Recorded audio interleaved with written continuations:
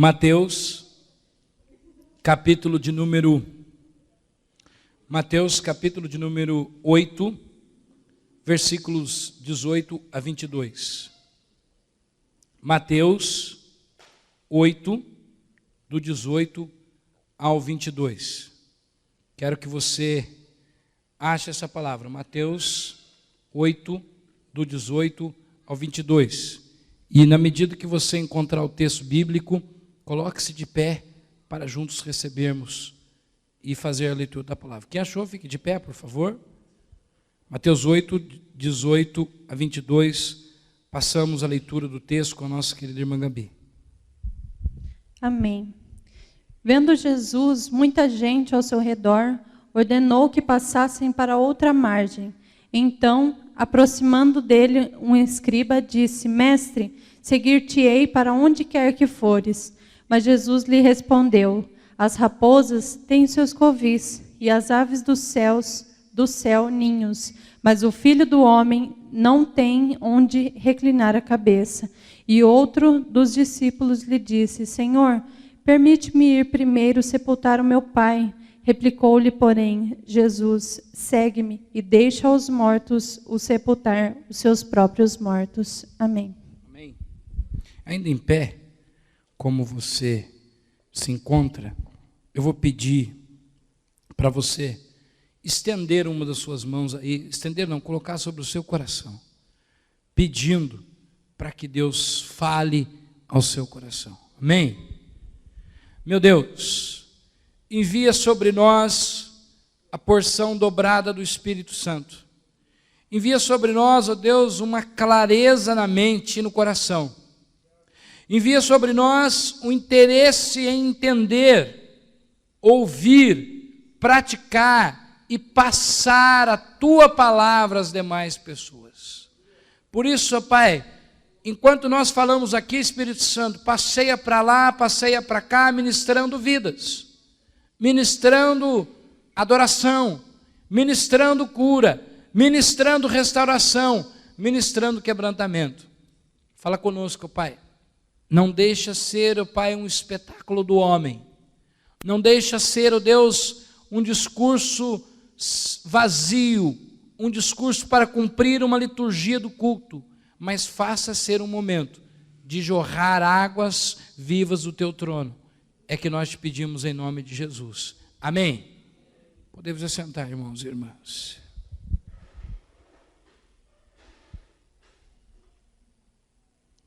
O título da pregação de hoje, em ritmo natalino, é o seguinte: se você está vivo, deixe os mortos.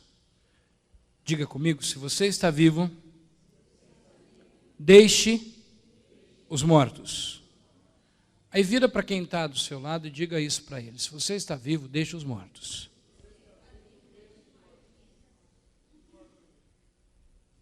Irmãos e irmãs, eu aprendi na minha vida de pastor e na minha vida como ser humano, na minha própria meditação, que há alguns textos extremamente duros na Bíblia e que há alguns textos que nos convida a ter uma interpretação do que é realmente e não ficar procurando formas de amaciar o que o texto diz.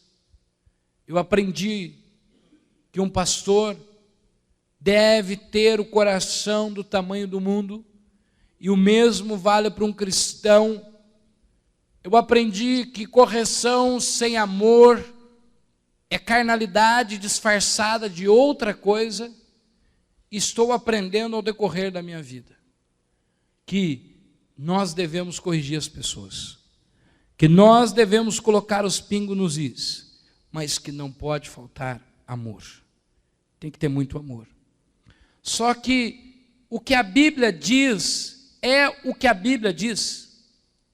Queiramos nós ou não, gostamos nós ou não, concordamos, nós ou não. Você pode me parar no final do culto e dizer, pastor, eu não concordo. E eu vou dizer para você, não resolve nada, porque eu também, não trata de concordar ou não concordar, é o que a Bíblia diz. Hoje nós estamos comemorando o Dia Mundial da Bíblia, o segundo domingo de dezembro. E a Bíblia tem sido feita um verdadeiro elástico da Bíblia. Cada um puxa para onde quer. Usa-se a Bíblia para arrancar dinheiro das pessoas, porque dízimo e oferta é bíblica. Agora tem coisas por aí que não são nem dízimo nem oferta. Usa-se a Bíblia para manipulação de pessoas. Obediência está em ordem. Manipulação para a construção de impérios humanos não faz parte do caráter de Deus. Amém, gente? Mas o que a Bíblia diz é o que a Bíblia diz. Não tem como. E o que eu não posso fazer com a Bíblia é pegar alguns textos e tirar algumas palavras e procurar um sentido e adaptar a minha Bíblia. Certo dia eu ouvi um pregador dizendo que cada cristão fabrica a sua própria Bíblia. Os cristãos que acham que beber não tem problema nenhum, coloca lá na sua Bíblia que o que contamina o homem é o que sai, não o que entra. O cristão que não tem a sua vida consertada conjugalmente diz, mas isso está tudo bem, Deus dá um jeito no final. O cristão que não dá o seu dízimo diz, não, mas eu estou apertado, Deus sabe, um dia vai chegar a minha vez. Aí você pega e adapta a sua Bíblia. Mas a Bíblia de Cristo, ela tem confronto. E sabe por que a Bíblia tem confronto? E não adianta você ficar com raiva do pregador, do pastor ou de qualquer outra pessoa, porque você prefere um pastor que passe a mão na tua cabeça e um dia você chega no inferno aí, você vai ficar com raiva dele mesmo. Porque você vai olhar e dizer, gente, eu estou aqui por causa do meu pastor. Eu estou aqui por causa do meu pastor. Porque o meu pastor, ele queria popularidade, ele queria ser o amigão de todo mundo a qualquer preço. Eu quero ser o amigão de todo mundo. Mas eu não quero vender a verdade para isso. Amém, gente? Se precisar vender a verdade, eu não quero ser seu amigo. Se precisar pagar o preço que você quer, eu não pago. Então, se você for para o inferno porque o pastor fez de conta que não viu o seu pecado, que não era nada, é complicado. Agora, sabe por que Jesus te repreende duramente? E me repreende duramente? Sabe por quê? Porque ninguém te ama como Deus. Porque você é uma bênção de Deus. Porque você não foi criado para ir para o inferno, você foi criado para ir para o céu, para ser salvo. E esse é o motivo porque ele puxa a sua orelha, ele te confronta e ele confronta duramente. Outro dia Deus me confrontou tão pesado que eu fiquei até sem jeito. Falei, Deus, hoje o Senhor pegou pesado, viu? Cá entre nós, o Senhor hoje bateu sem dó. E Deus falou assim, sabe por quê, Senhor Enoque? Eu amo muito você. Eu disse, Deus, então bate mais.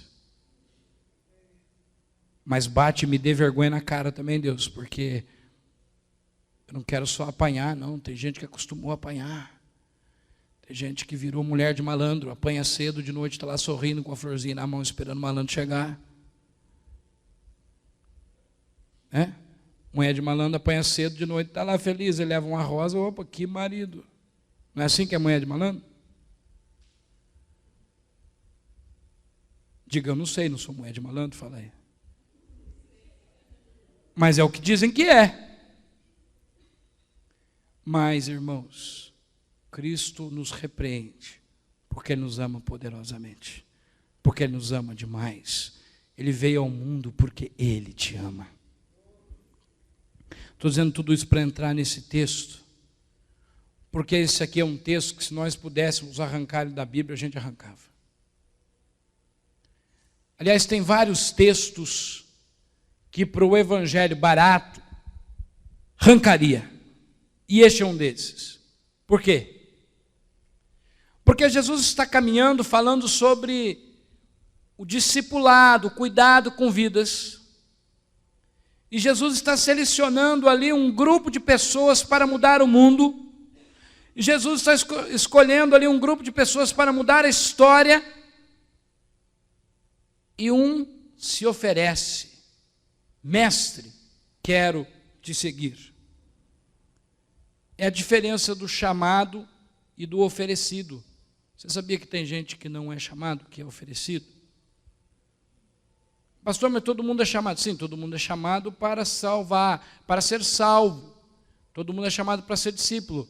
Mas nem todo mundo tem chamado específico. Por exemplo, chamado pastoral. Não são todos que têm. Tem um chamado na Bíblia que é único. Você sabe qual é o chamado na Bíblia que vale para todo mundo? Alguém aí sabe? Sim. Como? Ide e fazer discípulo. E fazer discípulo. Esse é para todo mundo. Agora, o primeiro disse: mestre, eu vou com você. Mas o primeiro disse isso sem pensar no que de fato era servir a Jesus. O primeiro disse isso meio na empolgação: pô, deve ser legal seguir esse Jesus aí, andar para lá e para cá. Certamente o pessoal tem cavalheirismo, onde Jesus passa, alguém dá um prato de comida para ele, ele deve almoçar, deve jantar, e aí Jesus tem a fama, a gente pega carona na fama dele. Esse é o tipo de pessoa que acha legalzinho o servir a Deus. Mas esse tipo de pessoa que acha legalzinho, quando o cala ou aperta, sabe o que ele faz? Dá no pé. Porque ele veio, não com convicção, ele veio porque ele achou legal. Ele viu o ministério do louvor tocando e falou: é legal tocar. Já que eu não tenho oportunidade no mundo, não tenho talento para fazer show, para a igreja. Todo domingo tem um punhadinho lá me ouvindo. Ou é legal pregar, legal falar. São pessoas que não calculam o que é servir a Jesus.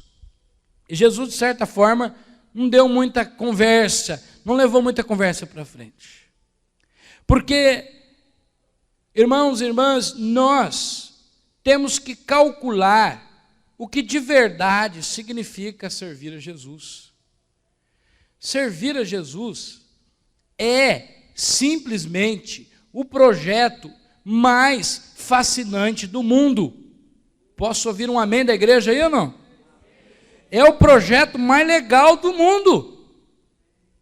É o projeto, você acha legal alguma profissão, você acha legal alguma coisa que os outros fazem, você precisa ver, o legal mesmo é o projeto de seguir Jesus. É um projeto sobrenatural, é um projeto que deve mexer com a nossa vida, é um projeto que deve mexer com a nossa estrutura, é um projeto que deve virar a nossa vida de ponta cabeça, porque você vê vida indo para o céu, deixando o inferno. Não tem coisa mais linda nessa vida do que isso. Só que seguir a Jesus tem uma palavrinha que a gente não gosta. E essa palavrinha é a palavra renúncia. Diga aí comigo: renúncia. Renúncia significa renuncio os meus prazeres, renuncio a minha preguiça, renuncio à minha ganância, renuncio às minhas próprias vontades. E o problema mora aí, porque há pessoas que querem seguir a Jesus, que entrou no barco, entrou de gaiato no navio, e quando começa a ter que abrir mão das coisas, ela diz: não, esse Jesus não é para mim não, gente. Eu pensei que era só mar de rosa. Eu pensei que era só alegria. Eu pensei que seguir Jesus aí eu entrei no louvor, mas assim, eu vou o dia que dá. Eu faço parte do ministério de oração, mas se o dia que dá para ir, eu vou. Mas agora vem me dizer que Jesus tem que ser prioridade. Eu quero abrir uma célula na minha casa, mas assim, a gente se reúne quando dá. Tem uma palavrinha que a gente não gosta também, mais uma. Chama-se compromisso. Diga aí comigo, compromisso. E quando a gente entra de gaiato no meio da festa, de gaiato no navio, entra meio por... Eu vi o cortejo passar, entrei no meio, não sei nem quem é o defunto, mas entrei no meio. Eu não entendo muito bem por que eu estou ali, o que eu estou fazendo e o que eu tenho que renunciar. Era esse discípulo, ele olhou o projeto de Jesus, esse camarada, que a Bíblia não fala aqui o nome, olhou e falou assim, legal. É por isso que muita gente na igreja confunde turismo com missão. Muita gente acha que missão é turismo. Se alguém chegar assim, viu, a igreja metodista Itapeva está agora com muita grana. Diga amém aí, Leandro. Está com muita grana e a igreja metodista vai mandar um casal para ser missionário em Madrid. Pastor Enoque e Gabriela que vão, pai.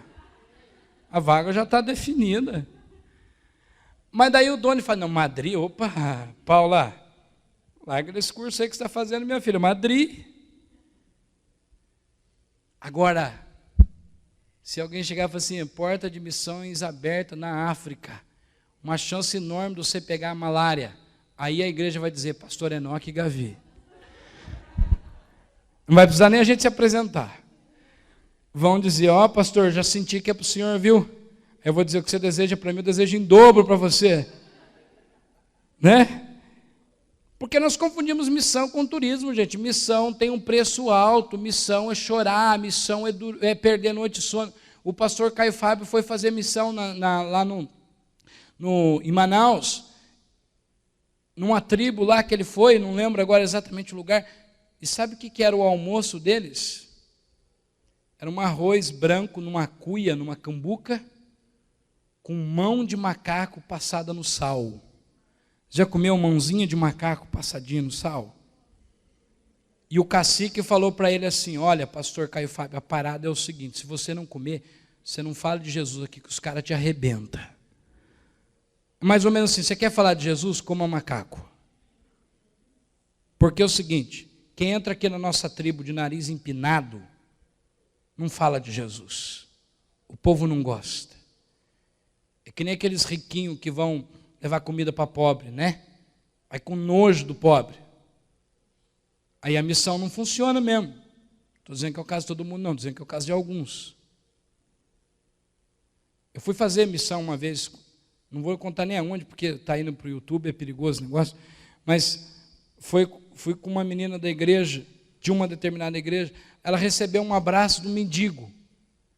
Aí ela virou para mim, pastor, a gente precisa parar, porque eu preciso ir em casa tomar banho. Falei, você não é missionária não, minha filha. Esquece. Missão é comer o resto junto com o mendigo para amanhã você poder dar um prato para ele.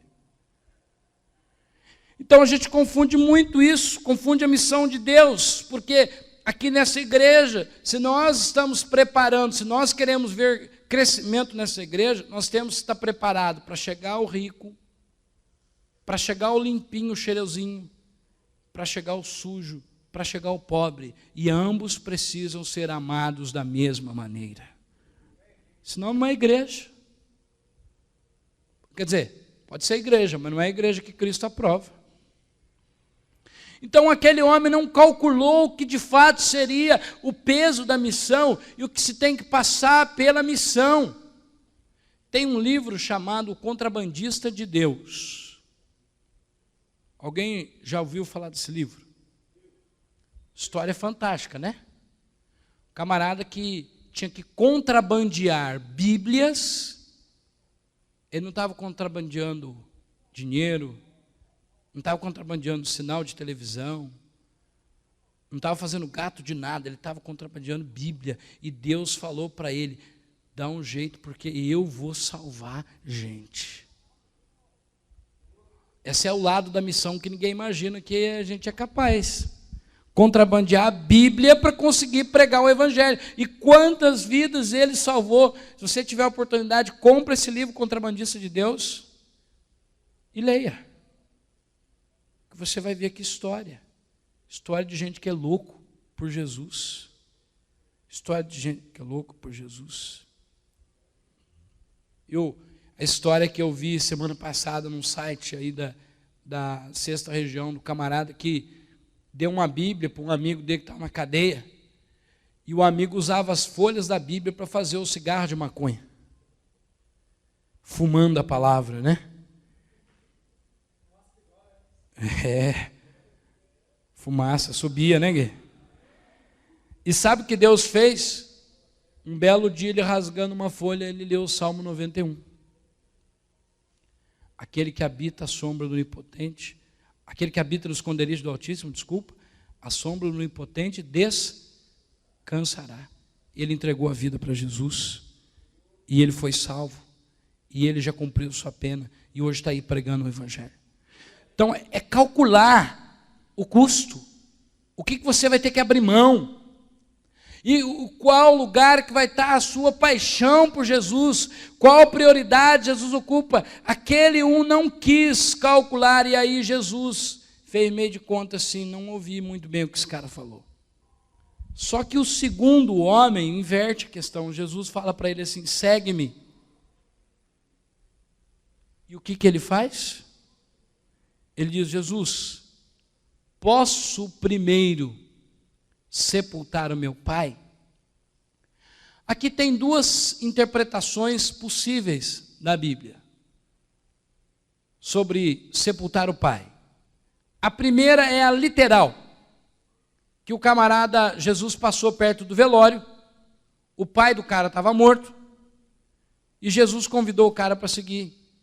E ele falou assim, Jesus, posso primeiro só sepultar meu pai e já vou? Essa é uma interpretação. A outra interpretação é que existia naquela época o costume de que o filho mais velho, o filho mais novo, só poderia sair de casa depois que sepultasse o pai e a mãe, porque tinha aquela ideia de que o filho mais novo deveria cuidar dos pais na sua velhice. Podia casar tudo, mas tinha que ficar ali perto dos pais. Essa é uma interpretação possível. E aí aquele garoto, ele só podia seguir a Jesus quando o pai morresse. Essa é uma interpretação. Então tem essas duas correntes. Eu não tenho certeza de qual é, mas o importante não é qual seria a interpretação correta. Se literal ou se o caso de esperar o pai morrer para enterrar e continuar.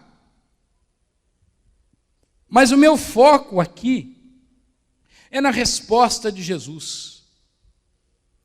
Há pessoas que dizem, então, Jesus foi duro, Jesus foi estúpido, Jesus foi sem amor com aquele homem, porque, imagina se eu chego no velório do seu pai e falo assim, escuta aqui, Gui, eu não quero saber se seu pai morreu, eu preciso de você para fazer um culto hoje à noite.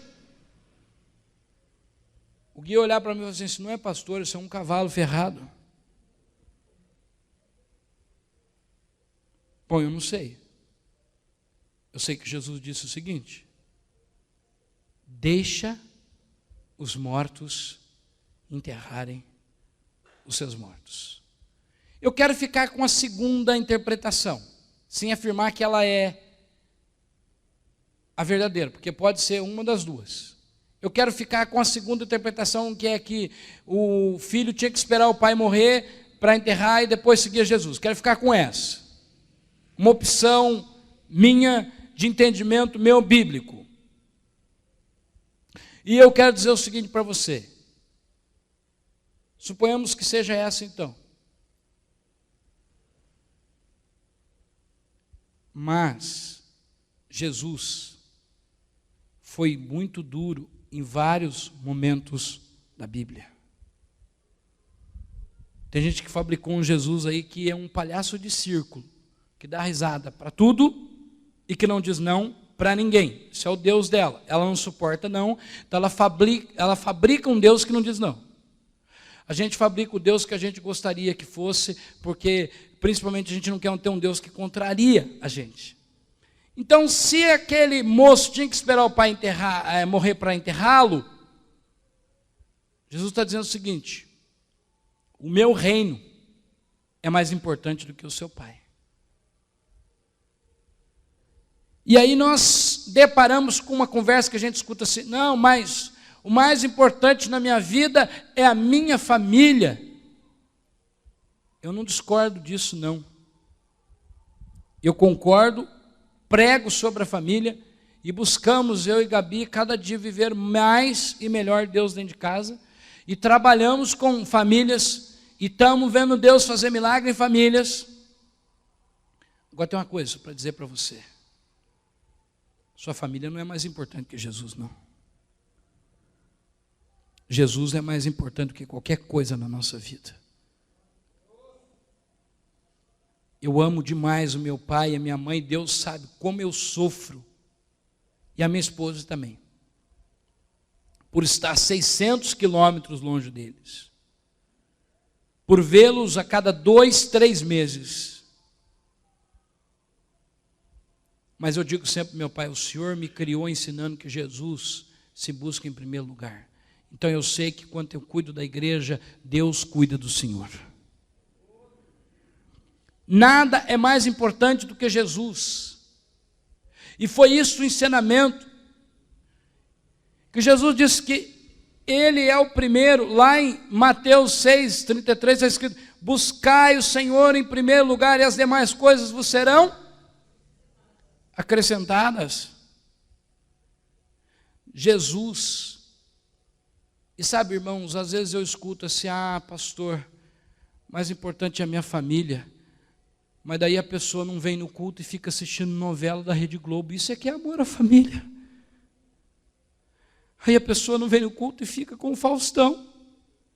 Isso é que é amar a família. Porque se eu não venho no culto porque alguém da minha família não quis vir, então eu deveria fazer um culto em casa. Talvez seria até melhor que o culto da igreja. Mas eu não venho e eu fico com o Faustão. E eu amo a minha família. Se você amasse a sua família, você faria, choraria, gritaria, mas trazeria a sua família aos pés do Senhor. Se você amar verdadeiramente a sua família, como você diz: não, meu filho é tudo para mim. Ah, pastor, se faltar o meu filho eu morro. Se faltar a minha esposa eu morro. Ah, se faltar isso, se faltar aquilo. Então, se você ama a sua família, coloque a sua família aos pés do Senhor. Do contrário, não é amor nenhuma família. É desculpa para não estares aos pés do Senhor. Isso tem outro nome. É desculpa para não estar aos pés do Senhor. Ah, pastor, eu preciso de tempo de qualidade com a minha família. Aí eu fico em casa, eu no Facebook e ela no WhatsApp. Que qualidade de tempo a gente gasta com a nossa família. Meus irmãos, e aí tem um texto, seguindo tem uma parte muito importante. Jesus vira para aquele homem e diz assim: deixa os mortos fazer o que mesmo? Enterrar os seus mortos. Eu entendo, meus irmãos, que nós temos que fazer qualquer negócio para a nossa família ir para o céu. Nós temos que chorar. Nós temos que jejuar. Nós temos que fazer qualquer negócio. Eu creio que lá no céu não vai ter memória. Então imagina assim, se a Gabriela for para o céu e eu não for, como é que vai ficar a situação dela lá? Casar com outra ela não vai, porque diz que lá no céu não vão casar. Então esse problema já está resolvido. E se não casar aqui na terra, esqueça também, porque lá no céu não haverá casamentos. Então você apressa aí, meu filho. Brincadeira, viu, Gui? Agora, pensa bem. No céu não vai ter memória, ok, se eu estou no céu, minha esposa não está, eu não sei, tudo bem, vou estar lá desfrutando do melhor do céu. Agora, gente do céu, pensar que um parente seu pode ir para o inferno, queimar no fogo do inferno é um negócio que deve, pelo menos, perturbar a sua vida. E perturbar não para você ficar louco, não para você desistir da igreja, mas para você dizer e declarar: a minha família pertence a Jesus Cristo. E ser autoridade dentro da sua casa. Não é ficar declarando e não tomando uma postura de cristão. E aí é isso que o texto mostra: deixa os mortos enterrar os seus mortos. Você deve fazer de tudo para a sua família. Mas se ele não quiser nada com Jesus, pastor, hoje eu não vou no culto porque o meu esposo não quis ir. Hoje eu não vou no culto porque a minha esposa não quis ir. Não estou dizendo que você deve sair da sua casa brigando, não. Mas você deve dizer assim: eu vou buscar a Deus, eu vou ao culto, porque Deus tem uma bênção para a nossa família. Meus irmãos, o que eu acho engraçado e, na verdade, totalmente sem graça e triste, é que é para os vivos influenciar os mortos. Mas os mortos estão influenciando os vivos. Deixa eu falar de novo para você entender bem o processo aí. Quem está acordado, diga amém. Quem está dormindo não vai poder dizer nada. Deixa eu dizer de novo para você. É para os vivos influenciarem os mortos, porque aqui nós estamos falando de morte espiritual. Mas sabe o que tem acontecido? Os mortos têm influenciado os vivos. Por que você não bate palma na hora do louvor? É porque a pessoa que está do meu lado não bate palma. Por que você não fica de pé na hora do louvor? Porque a pessoa que está do meu lado não fica de pé. Por que você não dá um glória a Deus, não abre a sua boca? Porque a pessoa que está do meu lado não dá glória. O correto é o cachorro comer a linguiça, e não a linguiça comer o cachorro. O correto é que o vivo influencie, e não que os mortos influenciem. O correto é que o entusiasmo que você tem no coração seja contaminante na vida das pessoas, e não o desânimo das pessoas te contamine. Você pode aplaudir a Jesus Cristo?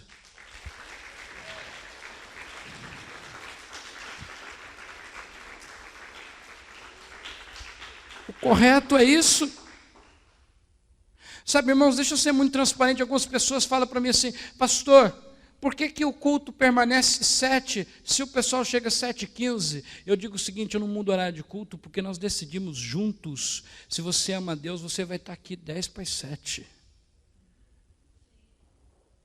E se vire com o que você tem que fazer para estar aqui.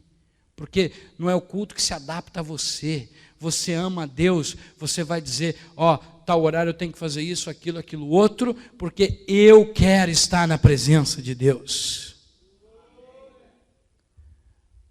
A gente tem que aprender os bons costumes e não os maus costumes. A gente tem que aprender com as pessoas que influenciam. Eu tenho que olhar para a minha vida, né, a diferença do líder, né, lá no livro Monge Executivo, quem já leu sabe, está escrito: liderar é influenciar. Você lidera pessoas sem nem falar. O seu modo de se comportar está dizendo para a pessoa ali que você está liderando. Os mortos não podem influenciar os vivos. Pastor, eu estou pensando em sair da igreja.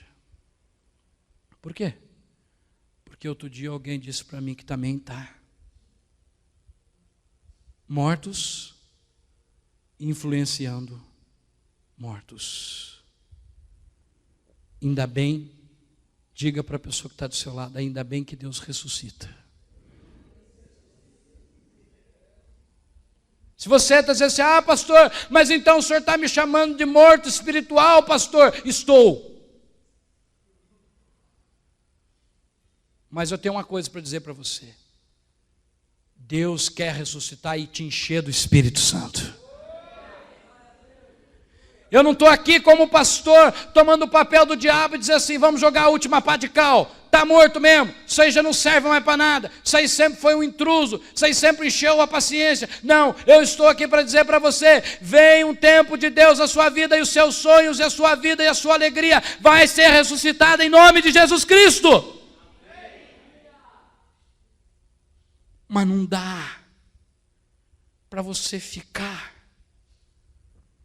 deixando mortos influenciar a sua vida. Por que você não vê as pessoas que estão apaixonadas por Jesus? Diga, eu quero estar apaixonado como Jesus. Pastor, mas não tem ninguém apaixonado por Jesus nessa igreja. Tem sim. É os seus olhos que não conseguem ver, porque você quer ver o que é ruim. E a gente vê o que quer. Outro dia eu li uma historinha que a vizinha falou para o marido dela, nossa, amor, como está suja a janela do nosso vizinho. Vizinho porco, não cuida da janela. O marido falou, fazer o quê, né? Outro dia o marido levantou bem cedinho e limpou a vidraça da casa dele do lado de fora, que estava podre de sujeira. Levantou e falou assim, amor, o vizinho limpou a vidraça. Ele, não, foi eu.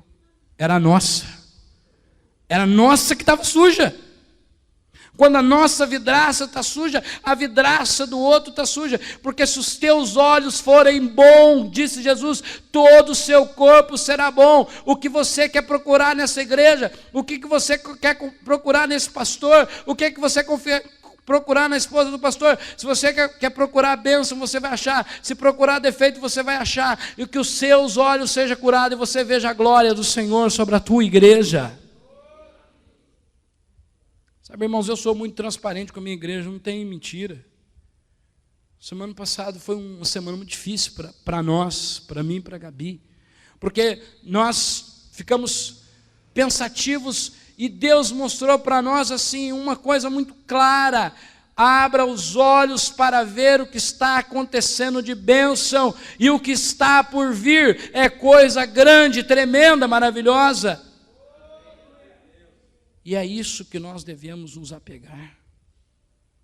Você foi feito para ressuscitar mortos e não para deixar Sabe, irmãos, lá no Antigo Testamento, lá em Levítico, está escrito que se uma pessoa tocar no cadáver, ela deveria ficar um tempo lá de purificação, porque morto fede.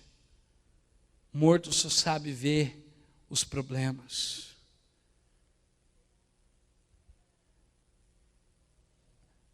Hoje estava pensando de não ir na igreja. O outro fala, nossa, é mesmo, eu também, rapaz, olha que legal. Deus confirmando, acho que é o diabo confirmando. Mortos influencia mortos. A sua paixão por Jesus tem que ser descabida, sem medida, irresponsável. Senão não é paixão. A paixão é irresponsável.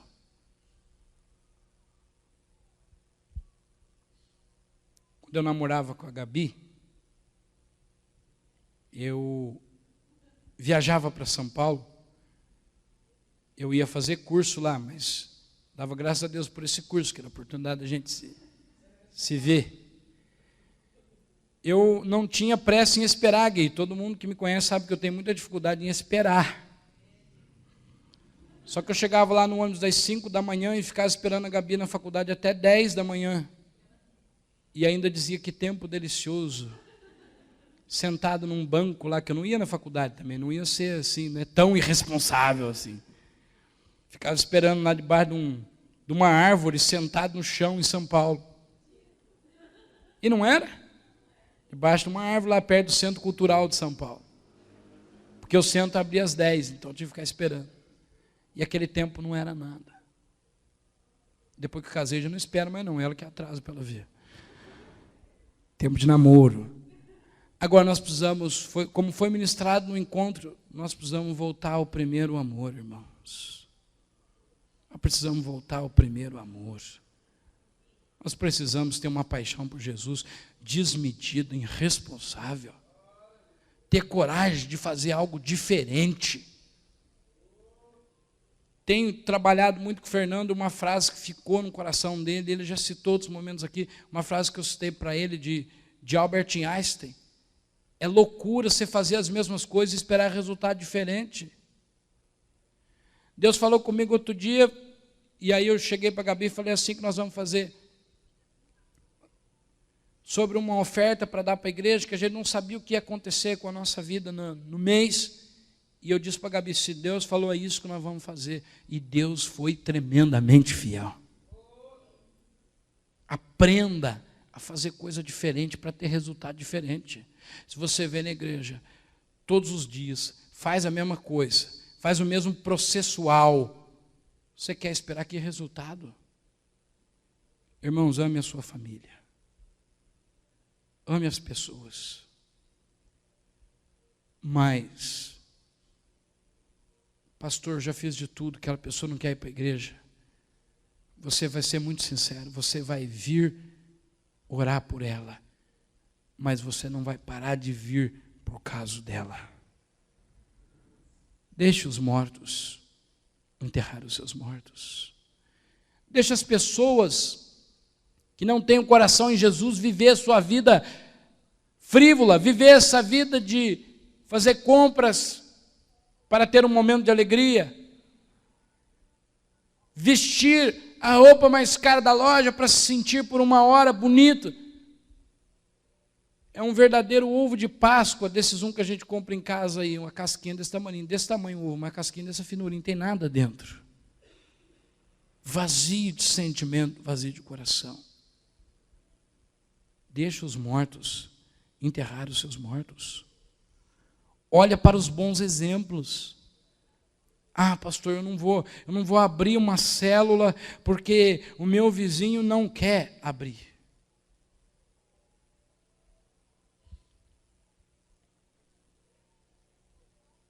Eu tirei uma pessoa de um cargo quando ela disse para mim assim, pastor, eu não vou ficar nesse ministério, porque esse ministério não tem ninguém. Então, na verdade foi o contrário, não vai ter planejamento, porque esse ministério não tem ninguém. Eu falei, então não vai ter mais ministério. Porque se não tem ninguém, você não vai fazer nada para ter, o que você está fazendo aqui, meu filho?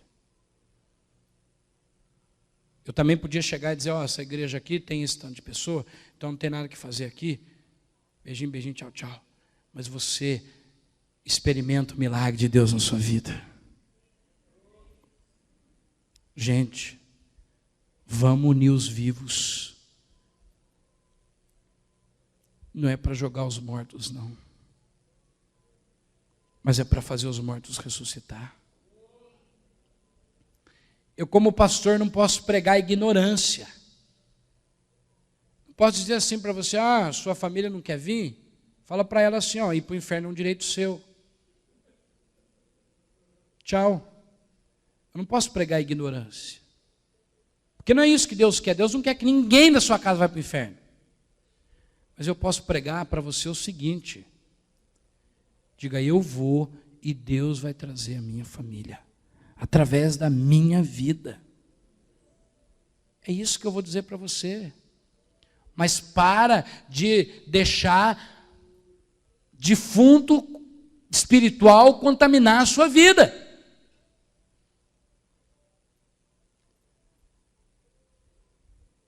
Defunto espiritual adora fazer fofoca. Não vai mesmo naquela igreja, se você soubesse o que acontece. Não, aquele pastor lá, aquela esposa dele, você precisa ver. Não, aquele ministério de louvor. Não, você precisa ver aquele outro irmão lá que chegou agora da Areia Branca, ó. Aqueles 4 que chegaram da Areia Branca. É 4? 6? Aqueles 6 que chegaram da Areia Branca. Fica esperto, viu? Da Areia Branca, ó, não sai coisa boa, não. você andar com mortos. Se você andar com vivo, ele vai dizer, ó, meu pastor, a minha pastora, porque pastoreia junto comigo, é bênção na minha vida. Eles têm os seus defeitos, mas olha, são bênção demais, viu? Olha, aquelas 6 pessoas que chegaram da Areia Branca, você precisa ver que gente boa. Tem uma tal de Paula lá que come 1,5 kg de arroz com feijão, mas é gente fina. Cadeira, né, Paulo? Come um pouquinho. Ó, aquela outra família que chegou, olha, Deus vai fazer coisa linda. Conhece uma tal de Claudine Stephanie? Ninguém sabe que ela é Stephanie, só eu sei que ela é Stephanie. É bênção demais da conta. Ó, o ministério de louvor está crescendo, está tocando. Um tal de Guilherme, abençoado de Deus, também conhecido como João. Aí você consegue ver, o vivo contamina o vivo. Meu irmão, abra, você vai chegar perto de um morto e vai dizer, não abra uma célula mesmo, não vai dar certo. Nunca deu certo. Você tem capacidade agora para liderar? Você não sabe nem se é Jesus, se é Genésio. Agora você chega perto de um vivo e ele vai dizer para você, irmão, você vai experimentar na sua vida o sobrenatural de Deus. A minha igreja vai ser a melhor igreja de Itapeva. Não é fala de vaidade, não, porque Jesus odeia orgulho, mas é assim que você quer torcer pela sua igreja. Deixa os mortos enterrar os seus mortos. Fala para a pessoa que está do seu lado, deixa os mortos enterrar os seus mortos.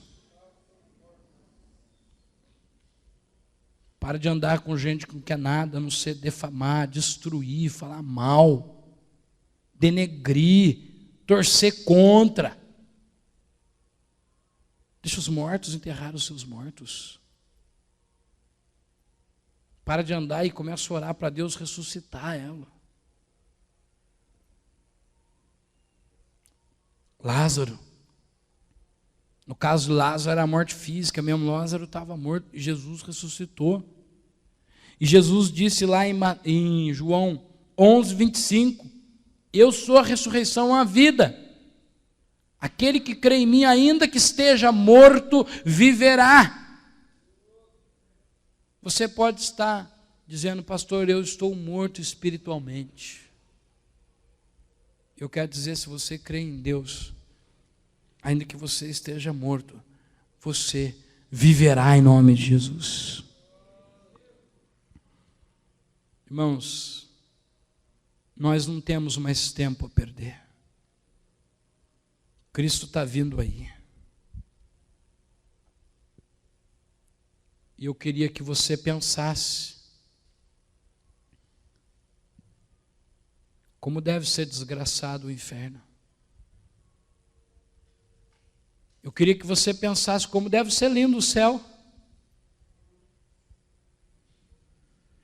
Eu queria que você pensasse por um instante como vai ser lindo você chegar lá no céu e dizer o seguinte, olha Deus, eu trouxe aqui 10 vidas, eu sou o culpado, a boa culpa, né? Eu sou o culpado dessas vidas estar aqui, porque eu deixei os mortos, Deus, de lado, e avancei, e fui para frente, e falei do amor do Senhor, por isso essas pessoas estão aqui, Deus.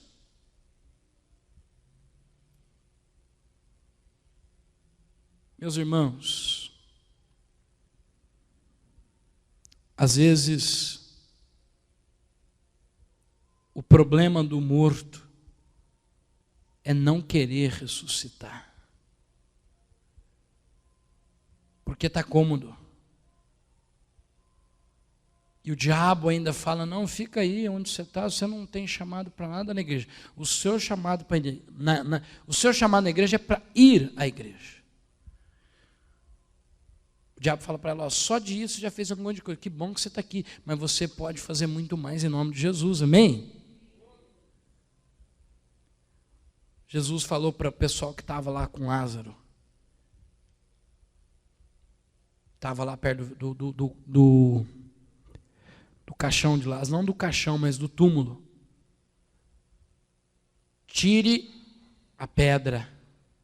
E depois falou, desamarre as faixas. Era comum naquela época enrolar os mortos nas faixas. Se você quiser ressuscitar, você precisa tirar as faixas. Você precisa querer. Irmãos, não há outra vida para nós, a não ser voltar-se para Jesus. Não há outra esperança para nós, a não ser viver para Deus. O diabo é um especialista em semear mentiras, e ele talvez fale ao seu coração assim, olha, mas o pastor Enoque fala isso, porque ele tem um salário da igreja, então ele pode viver para Deus. Se ele tivesse que nem eu, trabalhar para sustentar minha família, trabalhar em outro serviço, ele não falaria isso. Não caia nessa mentira do diabo, não. Você é servo de Deus no seu trabalho. Você é mais importante do que eu. Porque eu estou dentro de uma igreja, você está lá no seu trabalho e lá passa milhares de pessoas por dia. Se você for sal da terra e luz do mundo lá no seu trabalho, você arrebenta, você faz acontecer milagre na vida das pessoas. Amém, gente? Pare com esse papo de que para viver para Deus tem que ser um pastor, tem que ser uma pastora. Aliás, tem muitos pastores que fazem tudo menos viver para Deus. São burocratas da fé. São pastores profissionais do rebanho. E mal profissional. Viver para Deus é o lugar que você está. Dizer, vamos na minha igreja domingo que Deus vai mudar a sua história.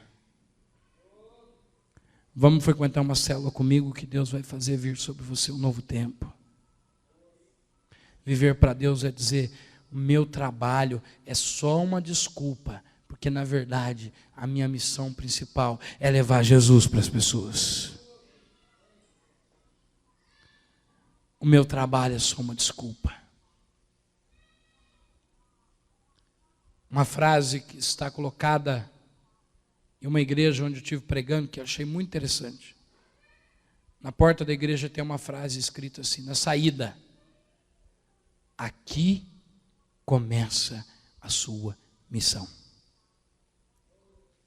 Missão não se faz para o lado de dentro da igreja. Missão se faz para o lado de fora. Missão não faz um domingo na sua hora de culto, mas missão faz na segunda, terça, quarta, quinta, sexta, sábado, aonde você está. A missão acontece aonde você está. Você é representante de Jesus Cristo. Certamente nós ficaríamos com o peito cheio se alguém chegasse para mim e falasse assim, pastor Enoque, amanhã tem um evento, o prefeito de Itapeva não vai poder ir, e ele mandou um convite para o senhor representá-lo. Eu ficaria todo feliz, representar o prefeito. E como é que você não fica nem um pingo feliz, sendo que você representa Jesus? Você representa Jesus na sua casa, meu irmão. Você representa Jesus no seu trabalho. Você representa Jesus. Que Deus te livre de representar o diabo. Que você represente Jesus Cristo. Amém? Irmãos, deixa os mortos sepultar os seus mortos. Por favor, contagie as pessoas e não seja contagiado por elas. Na história da igreja sempre foi assim. Aqueles que não querem, aqueles que não concordam, falam. articulam. Os que querem ver as coisas fluindo, vivem calado. Por isso a frase célebre de Martin Luther King: o que me preocupa não são o grito dos maus, são o silêncio dos bons. Meu irmão, minha irmã, você foi chamado para influenciar. O vivo tem que influenciar e ressuscitar o morto. Os mortos. Não há vida fora de Cristo.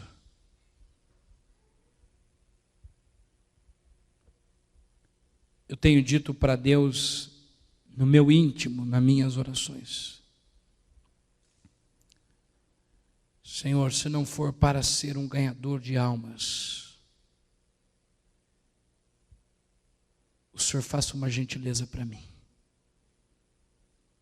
Eu não quero viver se não for para ver a glória do Senhor. Eu concordo muito com a frase de um dos avivalistas que disse: Senhor, dai-me filhos, senão eu morrerei. Será que você tem coragem de fazer uma oração como essa? Dar-me filhos, senão eu morrerei. Eu não vou nem pedir para você repetir essa oração, porque pode ser que você repita simplesmente porque eu falei. Pode ser que não haja verdade no seu coração, pode ser que a última coisa que você queira é filho. Porque filho espiritual traz muita bênção, mas traz problema. E talvez você diz assim: eu já tenho muito compromisso. Mas eu tenho coragem de fazer essa oração. Dá-me filho, Senhor. Se você tiver coragem, faz comigo aí no seu silêncio. Dá-me filho, senão morreremos. Dá-me filhos, porque senão a vida não tem sentido. Dai-nos filhos para amar e cuidar bem deles. Vamos deixar os mortos enterrarem os mortos. O problema é que os mortos estão puxando o pé dos vivos. Sabe, irmãos, o que me espanta é as pessoas dizerem assim: eu queria ter mais compromisso, mas tal pessoa não tem.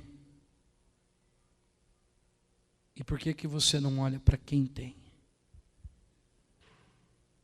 Os mortos estão puxando os pés dos vivos. Pastor, eu só realmente vou pegar firme na igreja quando o meu marido tiver, minha mulher tiver, meu gato tiver, meu cachorro tiver. Fantasia. Um evangelho sem luta é um evangelho mentiroso.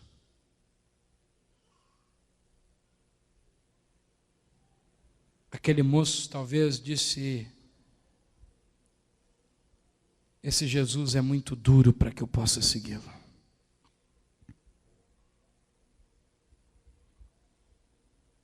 Mas sabe, irmãos,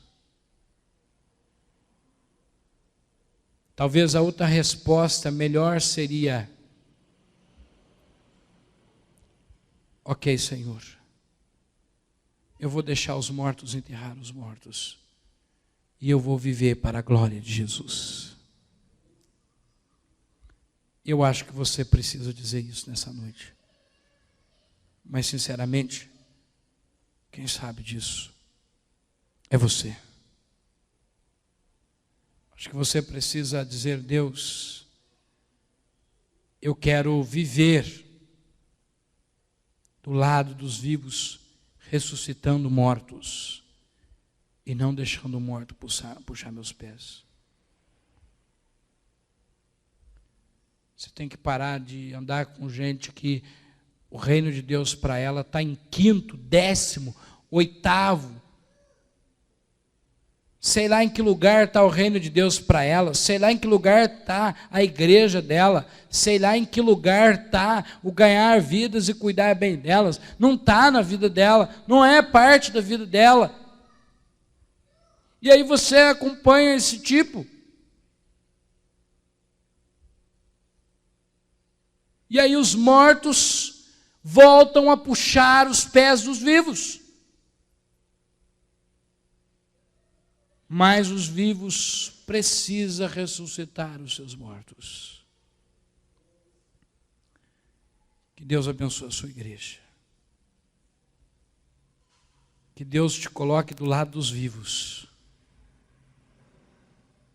Que Deus te use para influenciar e proclamar a ressurreição.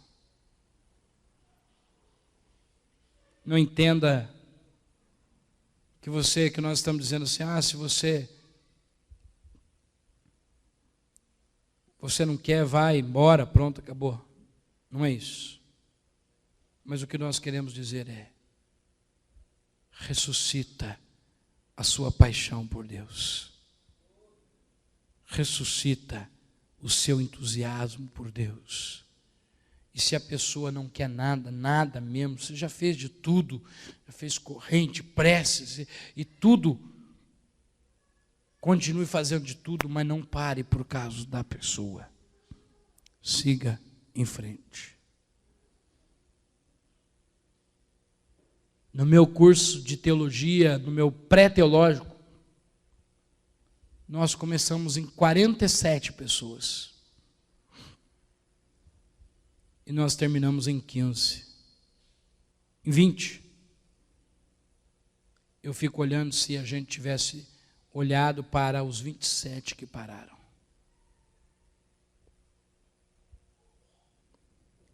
Pastor, mas aquela pessoa parou de vir na igreja, eu vou parar também. Então junte-se aos mortos para você ver. Você vai morrer também. Junte-se aos vivos. E você viverá em nome de Jesus Cristo. Amém? Eu quero convidar você a sair do seu lugar e vir aqui ao altar. Eu quero fazer uma oração por você. Talvez você seja tentado a ficar na sua cadeira. Mas se você quer a ressurreição, vem à frente.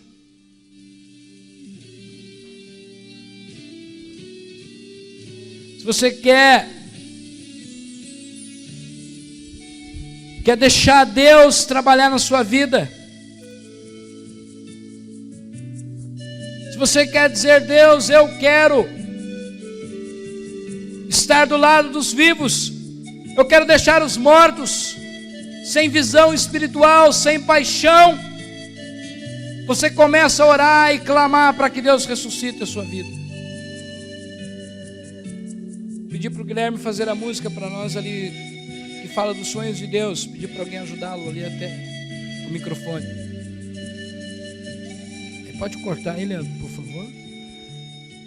E você vai clamar a Deus, porque os sonhos de Deus são maiores do que os seus, do que os meus. Mas quem é morto não entende sonho, morto não sonha, morto não tem visão, morto não faz nada para que nada aconteça. Mas se você é vivo, você tem sonho. Quem tem sonho aqui nessa noite?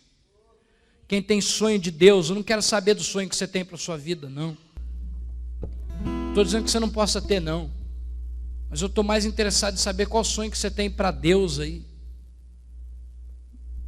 Não é sonho só para o seu umbigo, não. Mas sonho para Deus.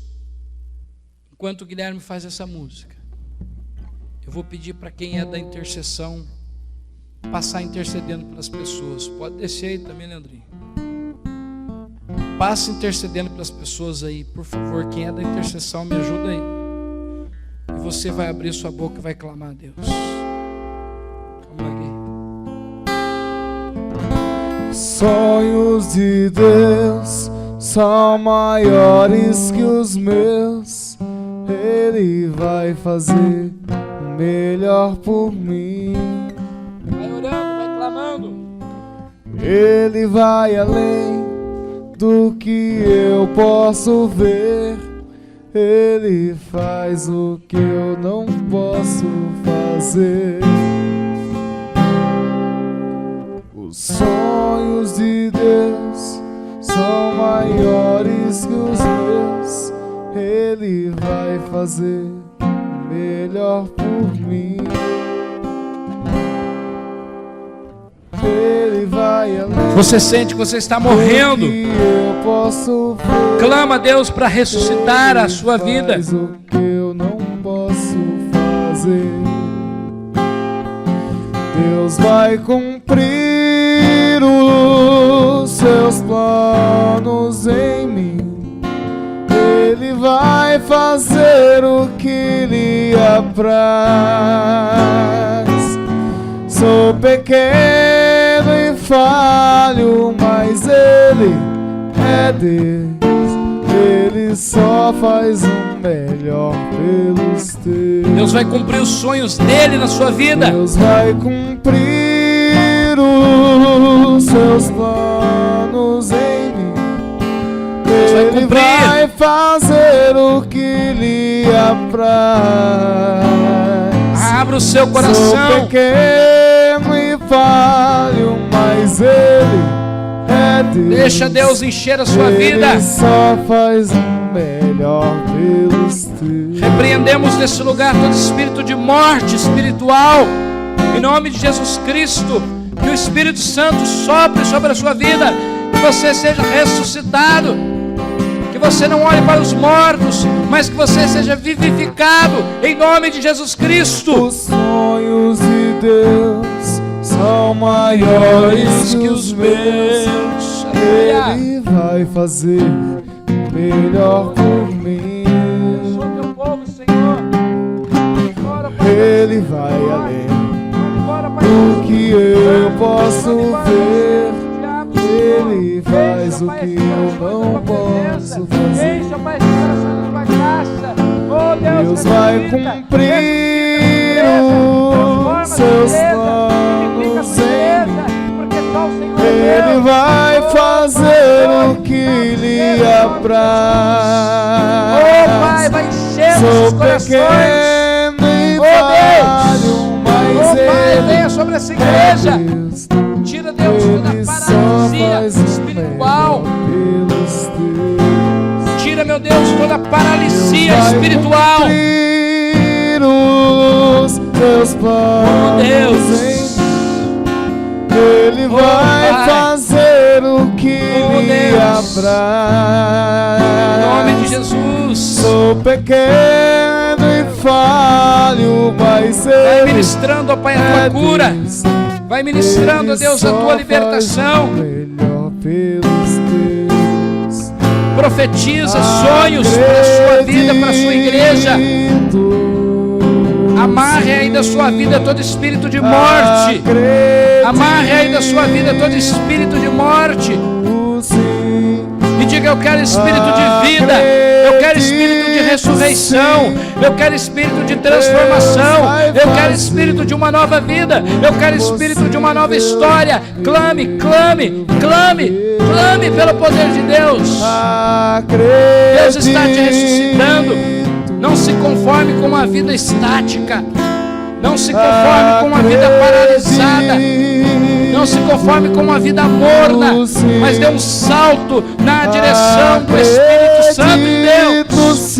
Dê uma direção, dê um pulo na direção do Espírito Santo e que Ele sopre sobre a tua vida. Oh Deus, o impossível em que Deus ressuscite o seu sonho. Que Deus ressuscite a sua vida. Mova a pedra.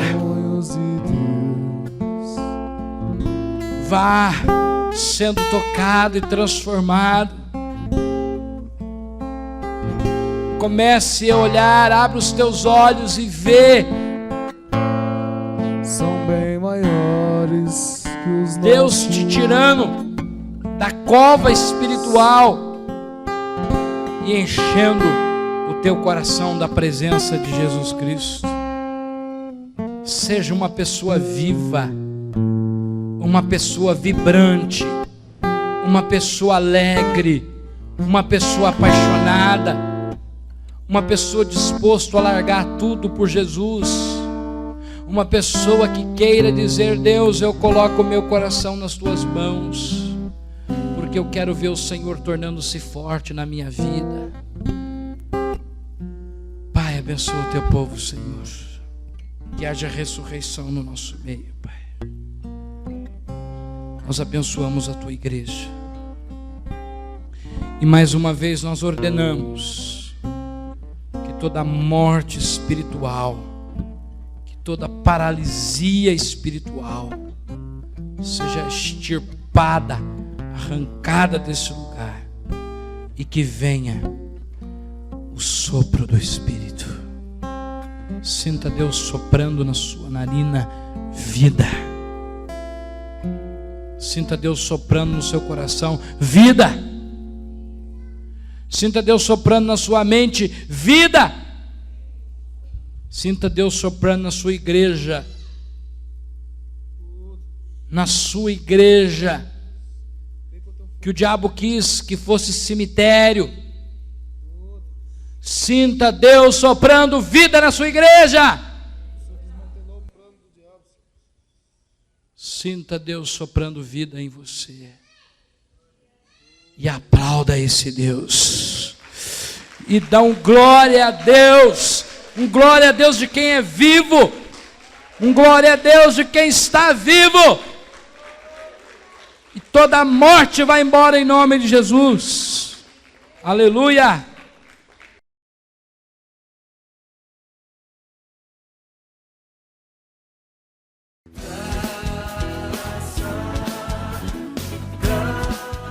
Olá, meus amigos de Itapeva. Aqui é o pastor Enoque da Igreja Metodista Central de Itapeva. Quero convidar você e sua família para quarta-feira ouvir o programa Palavra Metodista. Nosso encontro todas as quarta-feiras às 18 horas aqui na 104.7. Contamos com sua audiência. Deus abençoe. Frutos do amor.